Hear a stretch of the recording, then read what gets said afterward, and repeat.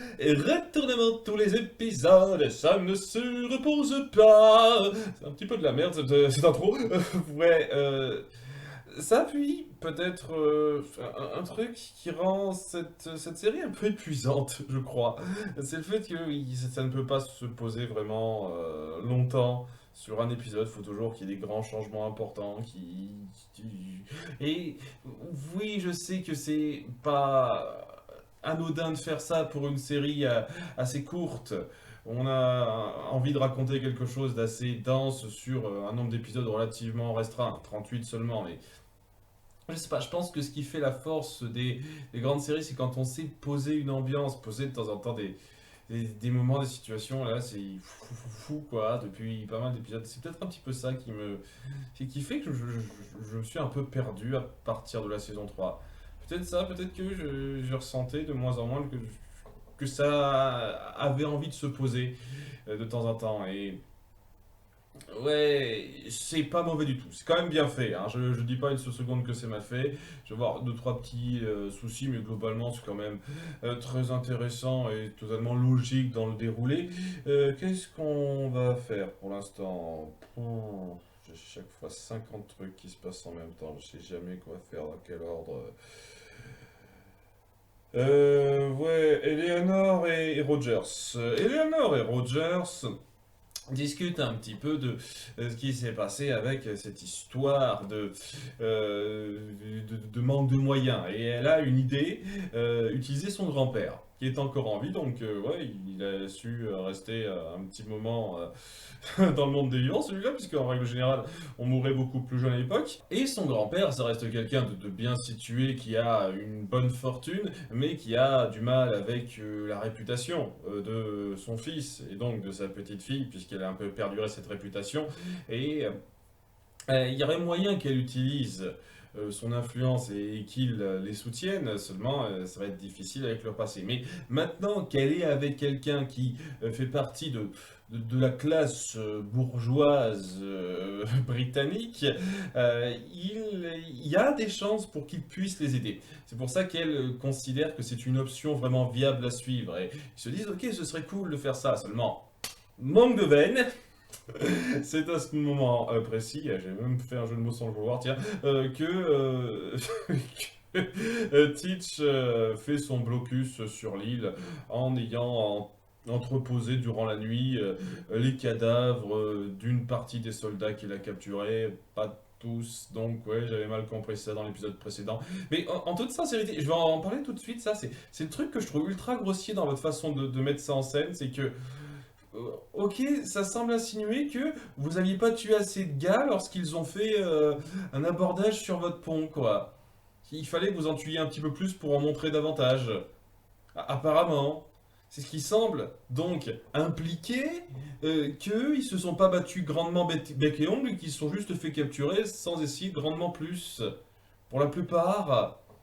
Alors que justement, dans l'épisode précédent, on a bien dit qu'il tenait absolument à poursuivre Teach parce qu'ils en avaient gros contre lui et ils avaient la niaque pour le battre, pour le tuer. Mais au bout du compte, non, la plupart se sont rendus, semble-t-il. Et il fallait qu'on en bute quelques-uns en plus à la fin pour avoir des cadavres à montrer. C'est ce que ça insinue, je suis désolé. Donc, la mise en scène de la chose, de comment vous le montrez. Je suis désolé que ça m'ait donné cette impression qu'il a buté tout le monde parce que je vois pas pourquoi il aurait buté des gens en plus pour, pour faire de l'échange d'otages, quoi. D'autant plus que, oui, hein, au bout du compte, il se dit que. J'imagine que c'est peut-être ça l'excuse qu'on pourra me sortir, ok, si vous voulez. En fait, il veut bien entendu lancer un ultimatum. Je fais blocus rapidement avec mon navire. Je suis seul et vous êtes plusieurs vaisseaux, je suis sûr que je peux tenir, je sais pas exactement comment ça va fonctionner cette merde, mais bon, je fais blocus avec mon bateau, et tant que vous m'avez pas donné Eleanor Guthrie pour avoir tué Vayne, je garde 61 de vos hommes, et sinon je les bute. Et ouais, c'est un petit peu le truc. Sachant qu'il se dit, il va très certainement pas être pour Rogers, vu que on sait, je ne sais trop comment, ce sont sans doute des informations de Featherstone, qu'il est totalement à coquiner à Eleanor, donc il va pas la livrer comme ça. Et c'est donc le petit dilemme avec Rogers qui veut pas, mais qui a fini par avoir cette idée de les attirer en prenant un navire lui-même hors des côtes de Nassau pour pouvoir se rendre à Port-Royal, c'est ça qu'il a dit quoi. Le prochain port qui pourrait lui venir en aide de façon à pouvoir échapper à ce gars-là. Voilà, donc il le gardera éloigné suffisamment en jouant un petit peu au chat à la souris, tandis qu'Eleanor aura le sang libre pour partir en bateau chercher son grand-père, là où il se trouve à Philadelphie, c'est ça, il me semble que c'est ce qu'il dit, pour pouvoir espérer avoir ses bonnes grâces et son soutien. Donc c'est un petit peu le plan qui se met en place et c'est ce qui va se faire, voilà. Un résumé très vite. Je vais un petit peu dans le détail, mais oui, c'est ça. Et donc, ils montreront un petit peu leurs sentiments, le fait que c'est dangereux. Donc, Eleanor a un petit peu des craintes, mais il dit ok, rassure-toi, je ferai attention, je te promets de revenir. Ils s'embrassent, ils partent, etc. Il y a Max qui a un petit peu mal parce que voilà, elle va être un petit peu bloquée avec le nouveau type en charge qui sera le capitaine Beringers, qui a l'air d'être quelqu'un d'assez brut de décoffrage, hein, beaucoup moins axé sur la diplomatie que l'était Rogers ou Eleanor, donc pendant ce temps-là, elle risque d'avoir un petit peu fort à faire avec les pouvoirs en place, sachant qu'en plus, et c'est un truc que je trouve un peu gros là aussi autour de Max, il y a le fait que c'est elle qui a bloqué les renseignements que Featherstone a fait envoyer. Il n'explique pas exactement comme ça, il a envoyé un de ses hommes qui a buté l'informateur ou un truc comme ça pour, pour ce genre de truc. Et c'est que maintenant qu'elle finit par lui dire. 3 mois après, toute cette histoire-là, oui, maintenant que le procès pour les pirates se prépare, vous avez de la chance de ne pas en faire partie, parce que je sais ce qui s'est passé, mais je garde ça secret. Parce que déjà, Rogers, j'ai fait promettre à Rogers de ne pas s'informer sur mes informateurs. Donc, je garde quelques secrets pour moi quand même. Et je sais pas, j'imagine qu'elle est suffisamment attachée à Idel, peut-être Featherstone. Featherstone, c'est un petit peu son mec, Idel, pour pas vouloir qu'il meure, sans doute. En dépit du fait qu'ils l'ont directement, ouvertement trahi. Donc, ouais. Elle est très, très gentille sur ce coup-là, je la trouve vachement gentille et j'ai l'impression que vous forcez un petit peu ces personnages à être là, quoi. Parce que de base, ça aurait dû être, c'est bon, quoi. J'ai attendu le bon moment pour vous avoir par surprise. Maintenant, vous l'avez dans le cul. Ça aurait dû être ça, je pense. Je sais pas, est-ce que ces personnages sont si importants pour être gardés ou quoi que ce soit? Est-ce qu'on jouera de façon un tant soit peu notable sur eux après coup maintenant? Je sais pas exactement comment ça va se faire. Enfin bref. Voilà, Max t'en a un petit peu mal, tandis que oui, il y a un petit peu ce côté délicat pour Rogers et compagnie qui sont pas sûrs, mais se disent ouais, ça va forcément marcher comme ça. Et tandis que du côté de Teach, on va avoir quelques petites réflexions et quelques doutes. On a un petit discours de Anne qu'on essaye de rendre comme la voix de la sagesse, alors que pour moi, je trouve qu'elle se contredit un petit peu avec ce qu'elle avait dit avant. Dans le fait qu'elle ne veut pas faire partie d'une espèce de petite mission commando que Teach a prévue pour aller sur Terre et s'attaquer directement à Eleanor. Parce que bon, au bout du compte, c'est un peu ce qu'il veut. Et qu'elle ne veuille pas faire partie de cette mission-là en particulier, parce que son truc c'est Nassau, c'est pas la vengeance directe. Très bien. Le truc que je comprends pas, c'est cette façon de dire que Nassau fout en l'air les gens en fait. Et il dit, avant je voulais trop me venger de Max, mais maintenant c'est passé. Je suis tellement supérieur à vous sur ce point, sur ce plan-là. Ah, apparemment, hein, c'est vraiment ce qu'elle renvoie. Il y a un petit peu ce côté supérieur qu'elle renvoie, légèrement, très légèrement, hein, pas des masses, mais un tout petit peu légèrement. Et elle dit, ouais, c'est Nassau, cet endroit flingue la mentalité des gens. Ma fille, tu veux reconquérir Nassau? C'est ça tes motivations. Tu trouves que c'est le bon endroit pour qu'il y ait une nation de pirates qui s'épanouisse. Tu veux pas trouver que c'est l'endroit à conquérir pour que Nassau s'épanouisse et en même temps trouver que c'est un endroit qui flingue la mentalité des gens. Il y a un truc qui va pas là. Je comprends pas. T'as dit ça dans l'épisode précédent et tu dis quelque chose en totale contradiction dans cet épisode.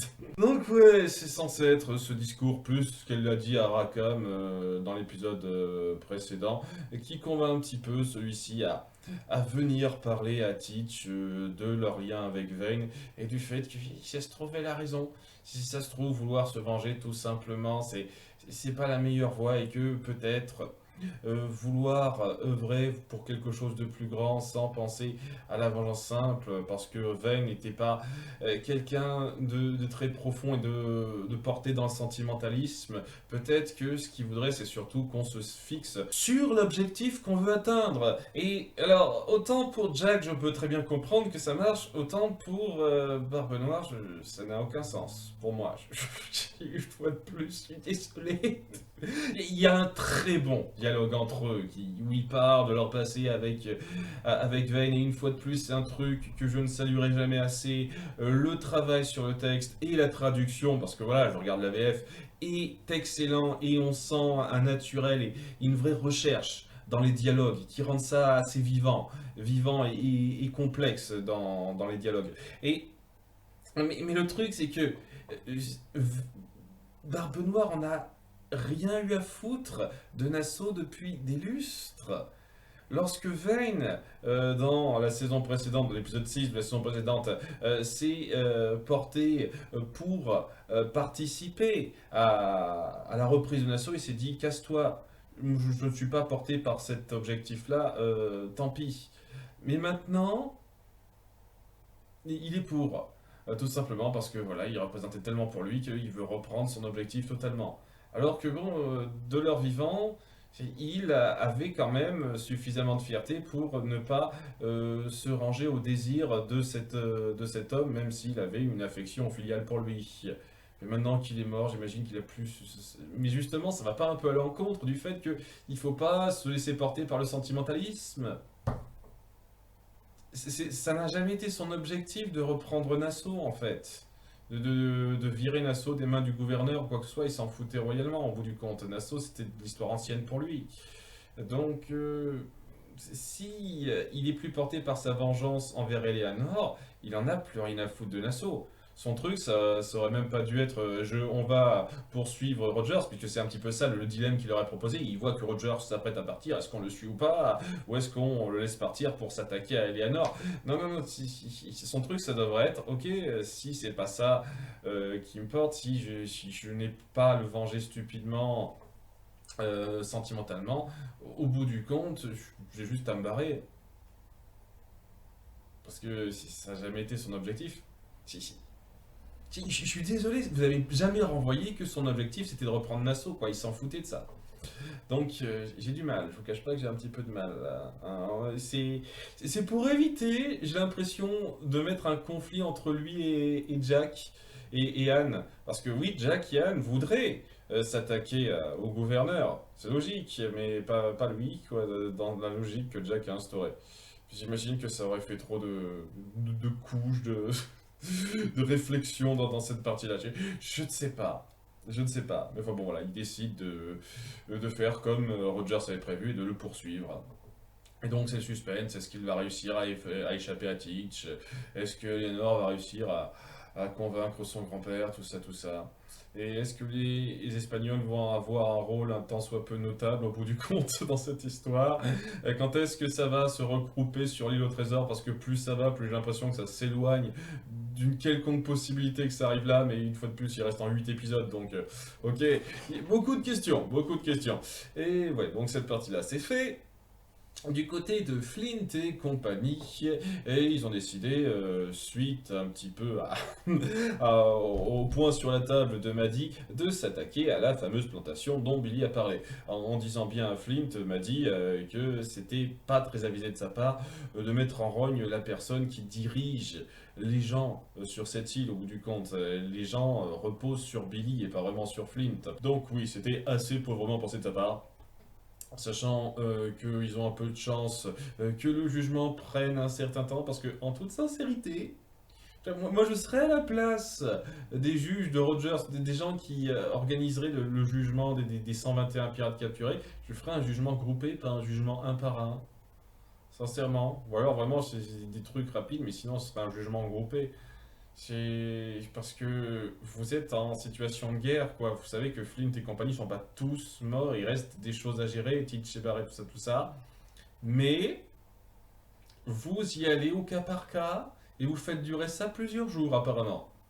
Donc, ouais, ça laisse le temps de pouvoir sauver l'équipage, si possible ou pas. Ça nous fait ce suspense-là. Ah, tiens, on a encore une chance de sauver nos hommes, dont De Groot et oui, au bout du compte, qu'est-ce qu'il y a de tant soit peu notable en termes de personnalité en dehors de lui dans cette... je vois pas. Bon, le fait est qu'ils ont le temps, ils peuvent s'attaquer à la plantation, c'est bon, ils auront largement le temps après coup si jamais ça se passait bien, mais ça va pas bien se passer, puisque bon, ils s'attaquent à la plantation, ils perdent quelques hommes, mais globalement ils ont facilement l'ascendant. Ce qui donne pas vraiment l'impression qu'ils ne pouvaient pas attaquer ce coin-là avant, mais j'imagine que ça devrait quand même beaucoup aider d'avoir la leader des esclaves, entre guillemets, des anciens esclaves, avec eux hein, pour convaincre les gens du coin, mais ça suffira pas. Hein, parce que ça se passe bien, donc ils tuent les quelques soldats présents, hein. Ils font gaffe parce que la milice devrait pas tarder à arriver. Et il me semble que le mec qui dirige cette plantation-là, c'est celui qu'on a vu dans la saison 2, à la fin de la saison 2, avec qui Eleanor essayait de marchander pour représenter un petit peu le renouveau de Nassau avant qu'elle se fasse capturer parce que Ornigold l'a vendu. Je pense que c'est lui, hein, j'avoue qu'il n'a pas non plus laissé une grande marque. Et ouais, quoi, il finit par se faire dépasser, pris en joue par Flint, seulement voilà, voilà. Les esclaves ne veulent pas se barrer, ne veulent pas se rebeller avec eux, et c'est pas par conviction parce qu'on leur a lavé le cerveau, c'est parce qu'on a fait une petite manipulation. Ils se sont dit, on va disperser les femmes, les maris, les enfants, comme ça s'il y a une plantation qui se fait attaquer, et si les esclaves se rebellent et rejoignent ceux qui sont contre nous, eh ben on pourra s'en prendre à leurs proches. Sachant qu'apparemment il n'y a aucun esclave qui n'est célibataire. Hein. Ou alors il y en a vraiment un nombre très limité, une petite minorité, peut-être. Et donc voilà, c'est pour ça que les esclaves du coin ne peuvent pas accepter ça. Et que Maddy ne peut pas accepter de les avoir avec eux, parce que sinon, ce serait vraiment délicat pour eux, quoi. Elle ne veut pas faire en sorte de sauver une partie des esclaves pour que l'autre soit tué comme ça. Elle voudrait pouvoir faire en sorte qu'ils se soulèvent tous en même temps. Et pour ça, elle se met d'accord avec ce que Flynn voulait au départ, donc son truc, ah, il faut pas trop vexer Billy parce que c'est lui qui gère les gens du coin. Non, les règles vont changer très vite. Et c'est ça, le truc, ça arrête pas de changer très vite. Et, et donc, elle se range du côté de Flint. Billy est pas d'accord, évidemment. Il se dit qu'il faut se barrer avant le retour de la milice, sachant qu'il l'entend arriver. Mais Billy se dit non, pas tout de suite, on va rester ici et protéger le fort. Et étant donné que Maddy n'est pas d'accord, tout de suite, ça se met en joue, ça se tire dessus. Très vite, Billy se dit à feu, tirez vite. J'en ai rien à foutre, quoi. Je vais buter nos potentiels alliés. J'en ai plus rien à branler. Toute tentative de coalition, j'en ai plus rien à battre, apparemment. À ce point, c'est bien, Billy, c'est bien. Et oui, on se bute tout de suite, là, à cet endroit, alors que la milice est sur le point d'arriver. Donc, il y a un combat, plusieurs morts, c'est super, c'est très, très constructif. Et puis, la milice arrive, ils doivent se barrer un petit peu, alors que Billy est vénère de ne pas pouvoir faire ce qu'il a voulu faire. T'as été assez con, je suis désolé, t'as été assez con. Hein. Certes, c'était clairement pas un truc qui allait dans ton sens et qui t'arrangeait du tout, mais t'aurais... tu t'attendais à quoi en fait? Tu t'attendais sincèrement à ce que ça se goupille aussi bien que ça? C'était vraiment pas réfléchi, hein, je suis désolé. Hein. Mais bon, voilà, c'est le problème qui commence à se mettre en place, c'est le fait que au bout du compte, ce que prévoit Flint... ça a l'air super mal barré, donc on va pas pouvoir reprendre Nassau avec cette déchirure-là, et bon, bah, c'est râpé quoi, j'ai envie de dire, comment ils vont essayer d'arranger les choses? Vous allez pas me faire croire que, ah mince, on s'est trompé, réconcilions-nous, c'est pas grave si on a fait une douzaine de morts chacun de notre côté. Main dans la main, Maléfique 2. Je sais pas, j'aurais un petit peu de mal à croire que ça se fasse comme ça, donc je vois pas, je vois pas comment ça va s'arranger facilement, et... Oui, bah, de Groot et les autres sont morts, hein. Comment ça peut être sauvé, ça? Vraiment pas, hein. Oh, dans un sens, c'est pas comme si ça allait me faire grand-chose. Je veux dire, de Groot, j'ai commencé un tout petit peu à l'apprécier, parce que c'est vraiment quelqu'un qui avait les pieds sur terre, la tête bien posée, quoi, mais c'est pas non plus comme s'il était grandement développé, c'est pas comme si on lui mettait de nombreux moments émotionnels ou quoi que ce soit, donc s'il venait à crever, ce serait dommage, mais... C'est un détail comme ça. Enfin bref, voilà qui conclut cet arc-là qui est tout pas mal, vraiment pas mal dans certaines considérations, la façon de gérer la chose de la part des responsables pour que les esclaves ne se soulèvent pas comme ça facilement. Je trouve que c'est plutôt intelligent, super retors et intelligent. Et j'apprécie le fait aussi que lorsqu'ils attaquent la plantation, ils dépeignent pas de façon ultra manichéenne les gens qui la dirigent, quoi. On voit le père de famille qui s'occupe de sa femme et de son enfant en se comportant pas comme un connard avec l'esclave qui les sert comme ça, quoi. On montre qu'il y a un peu de nuance, hein, en montrant quand même que ce qu'ils font c'est quand même mal, hein, on est d'accord, hein. Mais si, on montre de la nuance, j'apprécie ça. Donc ouais, c'est cette partie-là. Et la dernière partie, c'est sur Silver, qui a donc été repêché par ce mec, qui est un petit peu psychopathe sur les bords, et qui se dit: «Ah, toi tu vaux beaucoup, Long John Silver, je t'ai reconnu, je t'ai vu une fois.» Je sais pas quand, est-ce qu'on est censé avoir déjà vu ce mec et qui a rencontré John Silver? Je ne sais pas. Le fait est que, déjà, première chose que j'ai trouvé un peu inutile, dans l'absolu, mais... Disons que oui, ça appuie peut-être le côté sanguinaire du gars, c'est je vais essayer de te donner plus de valeur parce qu'il y a une prime sur toi de 500 pièces. Waouh! C'est 500 pièces ou 500 livres? Parce que si c'est 500 livres, ça veut dire que c'est 20 fois moins que ce qu'il y avait sur Vayne. Donc c'est pas si extraordinaire que ça. Mais si c'est plus que des livres, je ne sais pas. Ils disent 500 pièces, ils disent pas précisément de quoi. Euh, le- il il tue un soldat anglais qu'il a trouvé sur la plage comme ça. Je sais pas pourquoi il y a des soldats anglais sur la plage une fois de plus. J'ai du mal à suivre un détail, je ne sais pas. Et il dit à Silver d'écrire un mot comme quoi c'est lui qui l'a buté pour lui donner plus de valeur. Sachant que depuis le temps que Billy a mis en place la légende de Long John Silver, il a jamais fait tuer sur le coup un soldat qui se balade tout seul ou quoi que ce soit pour appuyer la peur. Parce que bon, ça fait un petit moment que les territoires sont en guerre, tout ça, tout ça. Je sais pas, c'est bizarre. Mais bon, ouais, comme ça, tu auras plus de valeur. Et oui, c'est bien. Qu'est-ce qu'on s'en fout? Ça s'apporte quoi? Rien. Je suis désolé, ça apporte rien. Mais bon, ouais, ça appuie le caractère un peu sanguinaire du personnage. Et il y a un truc que je trouve très intéressant, c'est que Silver essaye de jouer de sa situation en dépit du fait qu'il est fortement diminué et qu'il n'a pas affaire à quelqu'un de particulièrement pacifique. Bon, c'est pas un abruti, hein, il sait réfléchir et c'est là qu'il se met à le reconnaître. J'ai entendu parler d'un certain ancien second de Teach qui s'appelait Israel Hans. Voilà, qui, et j'ai vérifié rapidement sur le net, oui, c'était son second, fut un temps. Je sais pas si Charles Vane a vraiment été son second, j'ai pas fait gaffe à ce détail-là. Bref, Israel Hans, qui était son second, mais qui a été répudié après l'arrivée de Vane, il y a eu une dispute. Ce serait lui qui aurait vraiment tué la femme et l'enfant du gouverneur qui était en place, fut un temps, avant que Nassau devienne pirate. Et ok.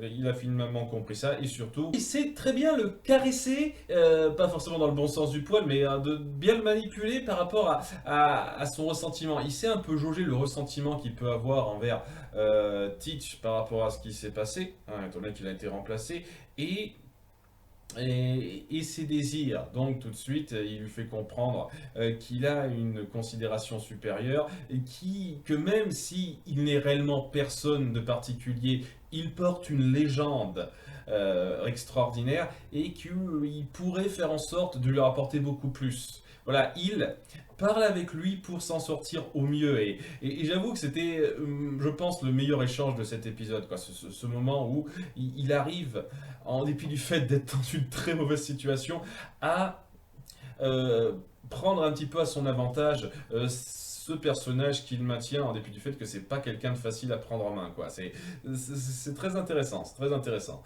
Il parvient à le convaincre de le livrer à quelqu'un d'autre pour avoir plus d'argent et ce quelqu'un d'autre, eh ben, il s'avère que c'est Max. Voilà, il fait en sorte qu'il envoie un courrier à Max pour pouvoir l'échanger contre plus d'or que qu'il n'est prévu pour sa tête. Ce qui nous amène à un échange de nuit et au retrouvailles entre Max et Silver, où Silver essaye de la convaincre que elle pourra s'en sortir, elle pourra arriver à mieux rebondir de sa situation si elle l'a dans sa poche, Silver, si elle peut être de son côté. Il essaie un petit peu de lui faire savoir que ça peut toujours mal tourner et que si t'es de mon côté, si tu m'aides, tu seras bien vu par le camp qui gagnera, hein, le camp des pirates s'il gagne. Et elle se dit qu'elle finit par en avoir marre en fait de cette situation, elle voudrait juste que ce soit stable et que c'est clairement pas en faisant en sorte que tu sois là et que tu puisses t'en sortir que ça marchera. Donc je vais essayer de faire en sorte que qu'on t'oublie. Pas qu'on te bute, hein, elle est gentille, hein, je vais juste te garder enfermé et te laisser croupir sans que personne te remarque. C'est ce qui, une fois de plus, c'est... Mais bon, étant donné que c'est elle qui contrôle les putes maintenant totalement, vu que Featherstone s'est complètement fait... elle pourra garder le secret, vu qu'il n'y a que les prostituées qui peuvent arriver à trouver les secrets. Elle devrait pouvoir faire ça seulement. Et je pense que c'est le truc le plus gavant de cet épisode, parce que, sérieusement, c'était ultra forcé. Je veux dire, vous mettez en place quelque chose d'intéressant. Le fait que Max en a plus rien à foutre de Silver et jette totalement la possibilité d'une quelconque réconciliation avec lui en disant ok, tu es un danger pour ce que peut représenter une asso de mieux pour moi, donc je vais faire en sorte que tu ne puisses pas en être un et qu'elle le garde, quoi, que ce soit une situation assez importante où il serait complètement aux mains de cette femme, quoi. Ça lui donnerait un certain pouvoir et une façon d'essayer de contrôler son destin dans l'ombre. Mais plutôt que d'aller jusqu'au bout de cette idée qui est bonne, sincèrement, voilà, un bon moment de Max, et ben on l'a fait passer pour une crétine en forçant la mise en scène pour qu'elle se plante royalement juste après. Elle fait venir ces hommes devant Israël, c'est ça, Israël, qui ont besoin d'être à 30 cm de lui pour espérer l'avoir avec une balle.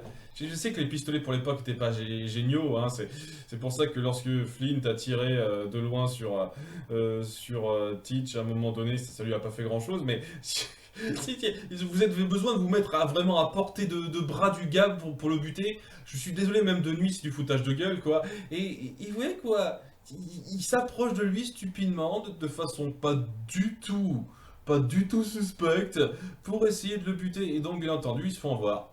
Ils se font avoir, et il y a le combat, et ils se font tous avoir, tous les trois. C'est pas un seul mec, ça c'est pas un truc où je suis pas sûr, je fais... Non, non, non, c'est censé être une organisation qu'elle a fait elle-même pour se débarrasser du gars et emprisonner les Silver. Et elle se fait totalement contrer comme une andouille parce que le scénario ne veut pas que Silver soit entre ses mains. C'est ça le truc. Donc on force ces hommes demain à être incompétents, on la force à se barrer avec son chauffeur de carrosse là, enfin de... Merde, pas son chauffeur. Et elle insiste, impuissante, à Silver qui bute le dernier mec qui s'attaquait à Israël. Et merci, au revoir.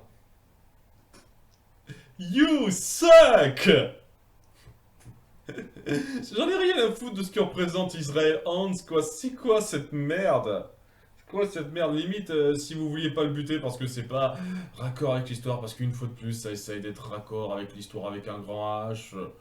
Si peut-être qu'Israël Hand, c'est pas censé mourir tout de suite à Nassau, une quelconque façon, je sais pas trop, quoi. Si vous vouliez faire en sorte qu'il meure pas, je sais pas, faites en sorte qu'il l'assomme, qu'il se barre ou un truc comme ça, quoi. Mais punaise, 3 contre 1, il se défend et ici il s'en sort sans problème. Vraiment, oh putain. Je trouve ça tellement grotesque et forcé. Il y avait tellement moyen de mettre ça en place, aussi de mettre ça en scène de façon à ce que ce soit moins suspect directement et de suite il se serait fait avoir. Mais non, non. Je tiens, vous promettez quelque chose d'intéressant en termes de situation et ça revient presque au point de départ. C'est juste que maintenant Silver il en a gros contre Max. Et Max, j'imagine que ouais, elle va avoir un peu peur des représailles de Silver.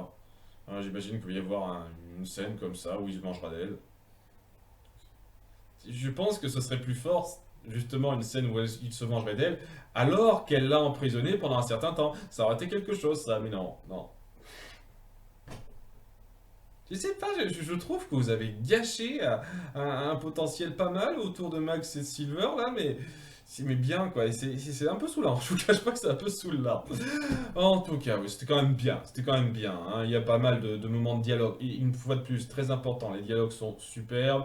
Et revirements, des développements que je trouve intéressants, ça va un peu vite sur pas mal de points. Je trouve que c'est super de ne pas garder le statu quo en place, mais ce serait cool quand même qu'il se pose de temps en temps. Ce serait cool. Ouais, c'est quand même bien fait. Oui, je suis surtout impatient de voir comment ça va se gérer entre Rogers et Teach et un petit peu Eleanor. Mais voilà, comment Rogers va s'en sortir, s'il va s'en sortir. Assez impatient de voir ça. À bientôt pour l'épisode 3. Bye!